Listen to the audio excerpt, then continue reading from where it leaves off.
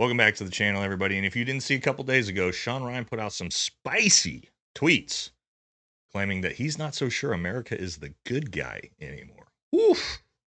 But is he actually wrong?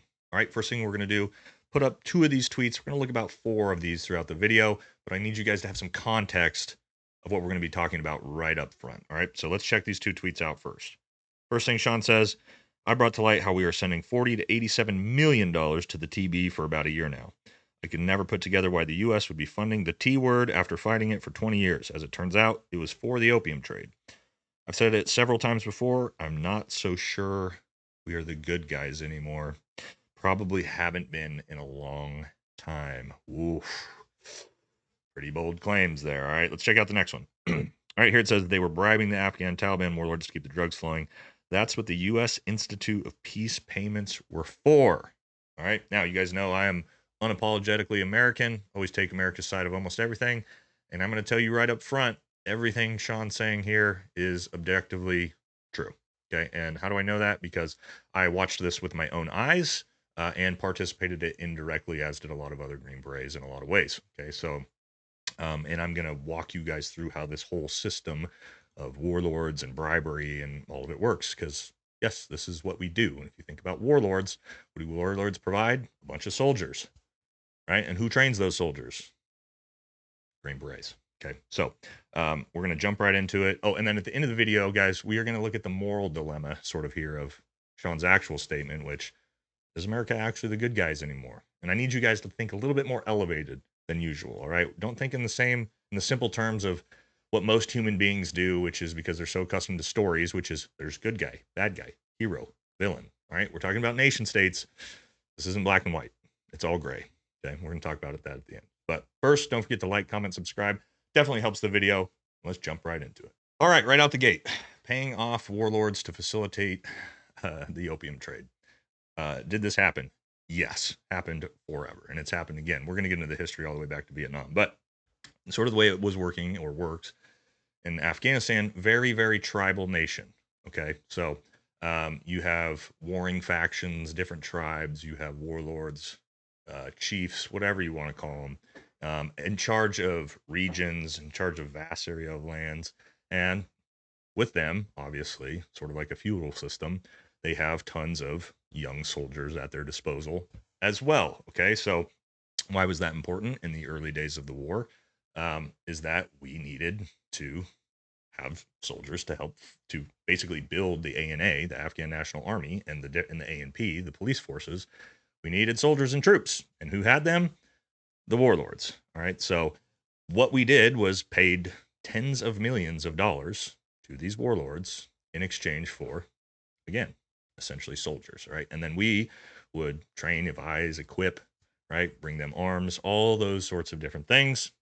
And how this facilitates into the drug trade, like Shawn mentions, is you have to understand about Afghanistan that opium is Afghanistan's #1 resource. It is what they do there. Why? Well, over 80% of the world gets their opium from Afghanistan. That's why people have been trying to invade Afghanistan for 5,000 years. All right, so what does that also mean? Well, we are there providing protection, building up police forces, building up the ANA army. And what do the warlords get in return? Protection for their massive opium farms and regions, right? And so, ipso facto, U.S. Special Forces would help facilitate that. And we're going to get into a whole section on opium because I can tell you guys, I saw thousands of pounds of it while I was there. Full transparency in this video. I'm going to tell you guys about that in a minute. But I mean, we've been doing this since Vietnam, guys. I mean, my dad was basically doing this, 46 Company, bringing in Laotian soldiers from the CIA, right, to train them to send to the meat grinder in Vietnam and basically providing protection to opium farms in exchange for that, right? This is kind of just normal operating behavior. Is that bad? Is it good? Again, I don't know. It depends on what your moral dilemmas are on it. All right. And when I talk about warlords, guys, I can say that I've seen this because, yes, I've been to warlord mansions. I've had dinners with these warlords while I was there.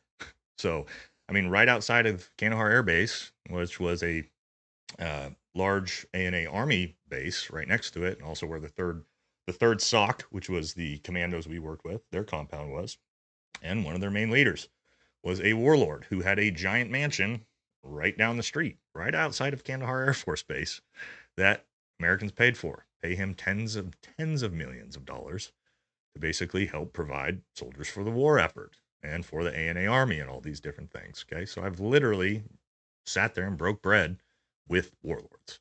Okay, that we were paying tens of millions of dollars to. Eyewitness to it. This happens. All right, it kind of insinuates here that we were paying off all these warlords explicitly for the opium trade. It's really, that was one of the reasons we were doing this. All right.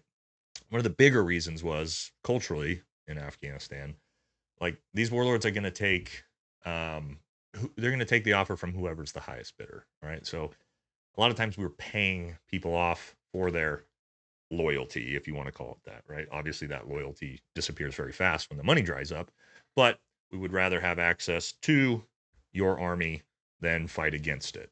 Okay. But again, who benefited that? Well, the warlords who own all those regions, and massive amounts of opium are being farmed and trafficked from. All right, now we're going to jump into the opium trade next. But before we do that, guys, I got a brand new partner I'm very, very excited about. I absolutely love their product.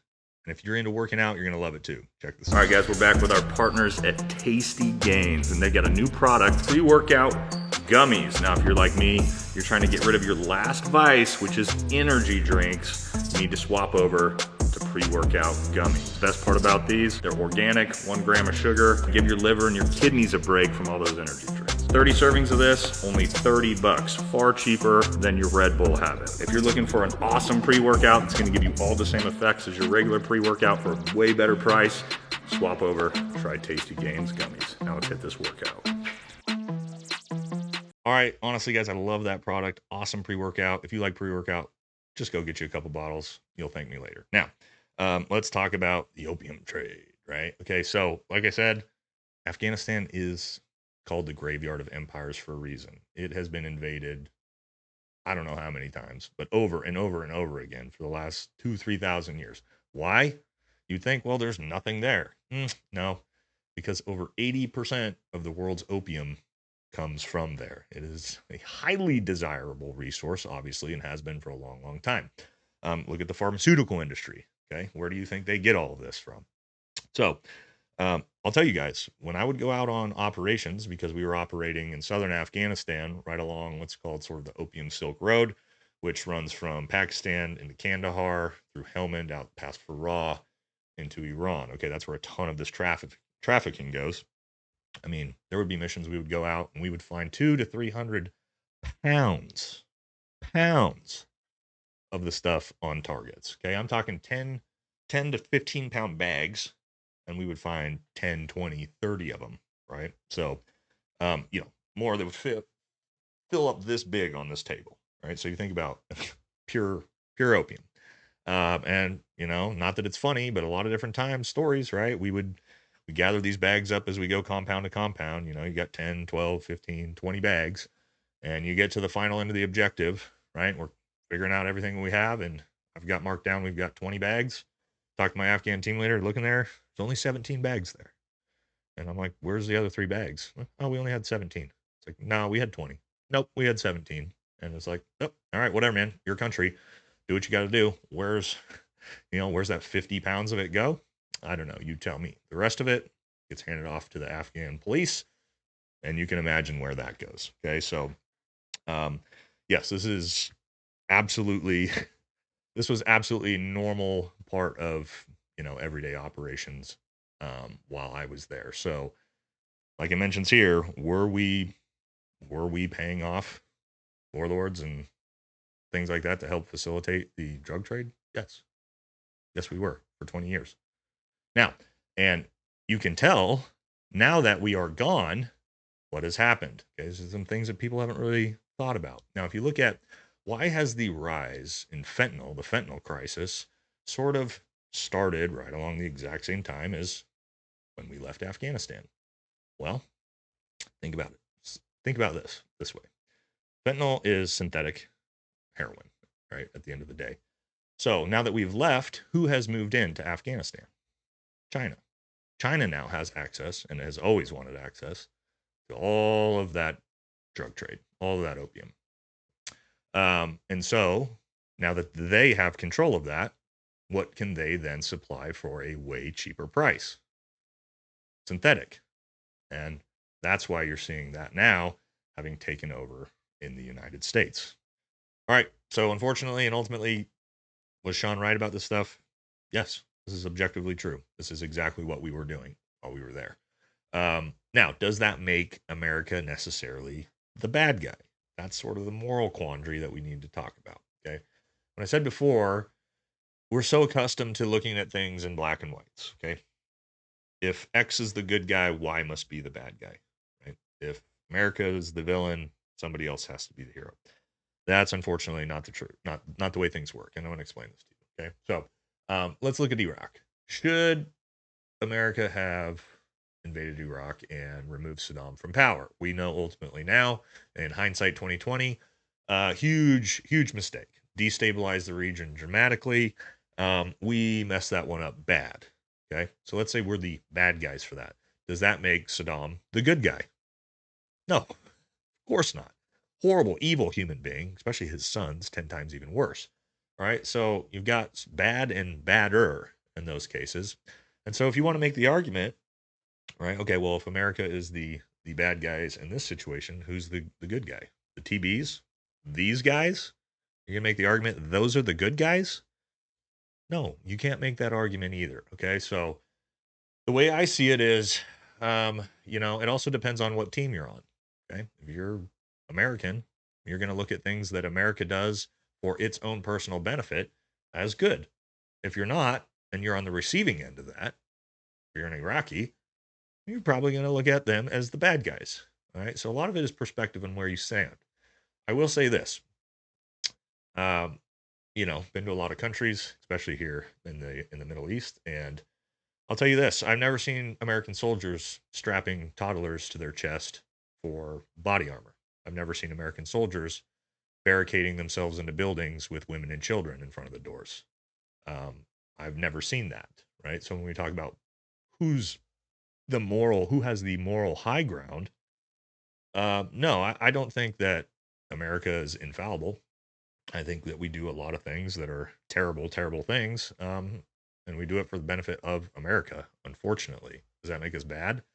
I don't know. You have to make that decision for yourself. But I can tell you this, comparing it to the other side, very rarely can you demonstrate to me the other side being the good guys. I think most of the time you have bad and worse. And that's sort of the way I look at things. And so for me, this is my country. This is a country I fought for. It's a country I love. And so I am going to look at us as the good guys, even if we do terrible things. So does every other country. Okay. Unfortunately, that's the case. You cannot point to a single other country or society that hasn't done horrible, horrible things throughout its existence. It's unfortunately part of the human condition. Right. But yeah, again, like I said, I think Shawn pretty much nailed all of this. Nothing here is factually incorrect. And if that makes you upset, sorry to tell you that, but again, we sometimes we rob Peter to pay Paul, and that's the way America works. So hope you guys found this one interesting, and I will catch y'all in the next one.